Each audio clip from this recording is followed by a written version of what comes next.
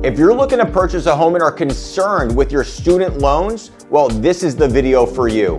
I'm Brand the Mortgage Man, and I've helped over 10,000 home buyers over my 20+ year career in mortgages, and many of them are in your boat, student loan debt. So what exactly does a lender look at when they're qualifying you for a mortgage and you have student loans? Well, what I see often is that most student loans are in deferment or forbearance. Therefore, they're reporting a 0 monthly payment. So does a lender actually use that $0 monthly payment to qualify you for a mortgage? Very unlikely. I'm going to show you exactly what lenders are going to use as a monthly payment calculation depending on the type of mortgage you're looking to obtain. So check this out. So if you're looking to buy an FHA property using an FHA mortgage, a lender is going to take your student loan debt, they're going to multiply by 0.5% to determine your monthly payment. Let's just say you're a veteran or active duty military. A lender is actually going to take your student loan debt, they're going to multiply it by 5%, and then whatever that number is, they're going to divide that by 12. And the answer is going to be your monthly payment that a lender uses. For a conventional, it's actually different whether you're getting a loan that's backed by Fannie Mae or a loan that's backed by Freddie Mac.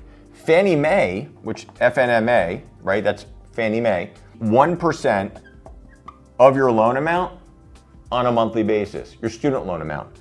Freddie Mac, on the other hand, FHLMC, is going to be the same as FHA, 0.5% of your loan amount. Now, let's just say that you're on an income-driven repayment plan with your student loans, because some people are, right? You applied for it, whatever you make monthly, they're going to tell you what your monthly payment is.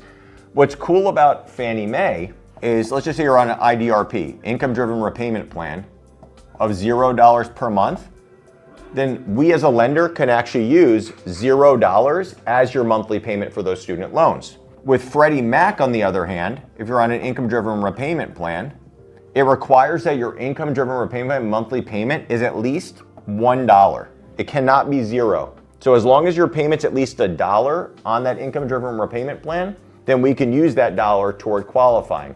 So as you can imagine, let's just say that you have $100,000 in student loans, right? Total. So let's look at what this adds up to. So we know on an FHA loan, that payment would be $500 per month. On a VA loan, what we would do is we take the $100,000, we'd multiply that by 5%, right, which is going to be $5,000, and we divide that by 12, which I think is a little over $400 a month, $416.67 per month on a VA loan.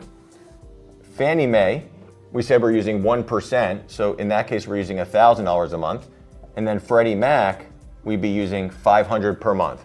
So you look at these numbers and you might say, well, this is a no-brainer. I'm not a veteran, so that's out of the question. So I would automatically lean toward FHA or a Freddie Mac backed loan. Why wouldn't I do that? Well, something to keep in mind is, for one, you may not be qualified for an FHA loan, right? There are multiple reasons. Same thing goes for a loan that's backed by Freddie Mac. Just because your loan works through Fannie Mae as a conventional loan doesn't mean it would work through Freddie Mac as a conventional loan. They have different underwriting guidelines, although similar, not exactly the same.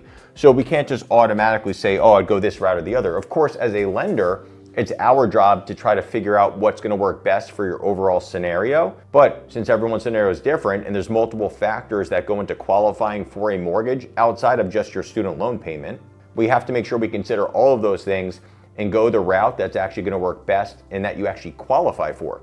Just to go back to the beginning, if you have student loans and you're looking to qualify for a mortgage, just understand it will not prevent you from qualifying in all cases.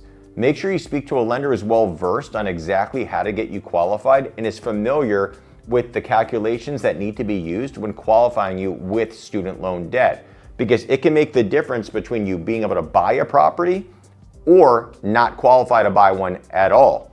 And just make sure that you bring up income-driven repayment plans, because even if you're not on one today, if it's going to make more sense for you to apply for an income-driven repayment plan while you're going through the mortgage process, because the monthly payment that's going to be required on that plan is lower than what it would be using any of these calculations, depending on the type of mortgage you're going to be qualifying for, then you definitely want to look into doing that. Sure, it would require you to start making monthly payments even if you're in deferment or forbearance right now, but if those payments are minimal, and I gave you examples of this could be 0, it could be 1. Obviously, it could be greater than that. It can't be lower than that. But even if it's a little bit greater than that, if it's lower than what you comes out to using the standard lender calculations for student loan debt, and it's going to help you purchase your home today rather than waiting until who knows when to be able to qualify for that property, then it's something that you definitely need to consider. So once again, make sure you talk to your lender, make sure they're familiar with qualifying a borrower with student loan debt. They should be, because it's very, very common type of debt that we as lenders see on almost every borrower's credit profile. But if they're not, find the right lender for you. If you have more questions and you want to leave a comment below, please go ahead and do that. I do reply to 100% of the comments on my page, and make sure to subscribe to my channel for more videos just like this one.